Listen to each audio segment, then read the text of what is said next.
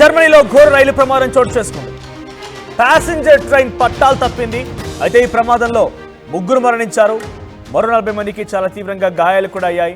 మృతుల సంఖ్య ఇంకా పెరిగే అవకాశం కనబడుతోంది. సింగ్మరింగే నుంచి ఉల్మ్ నగరానికి వెళ్తుండగా ఈ ఘటన చోటు చేసుకుంది.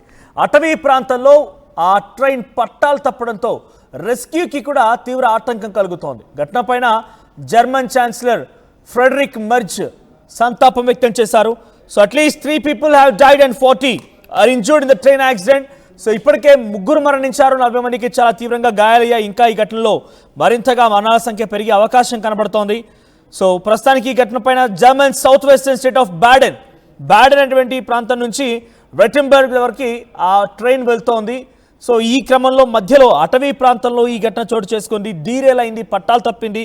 So according to German media, అక్కడ regional express train operated between Bahn derail while travelling from Sigmaringen to Ulm. Sigmaringen నుంచి ఉల్మ్ వైపుగా వెళ్తున్నటువంటి ఆ ట్రైన్లో పట్టాలు తప్పినట్టుగా తెలుస్తోంది. A spokesperson for the federal police in Stuttgart said 2 carriages of the Deutsche Bahn regional express. So రెండు బోగీలు కూడా పూర్తిగా తికమక అయిపోయాయి. 2 బోగీలు కూడా ఒకదానిపైకి ఎక్కేసాయి. మనం ఆ విజువల్స్తో చూడొచ్చు. 2 బోగీలు ఒకదానికి పైకి ఒకటి ఎక్కేయడము, అందులో ప్యాసింజర్లు మొత్తం కూడా అందులో అతలాకుతలం అయిపోయి అటు ఇటుగా నెట్టవేయబడడం, ఇంకా కూడా అక్కడ రెస్క్యూ ఆపరేషన్స్ కొనసాగుతున్నాయంటే అక్కడ ప్రమాదం ఏ స్థాయిలో జరిగిందో అర్థం చేసుకోండి.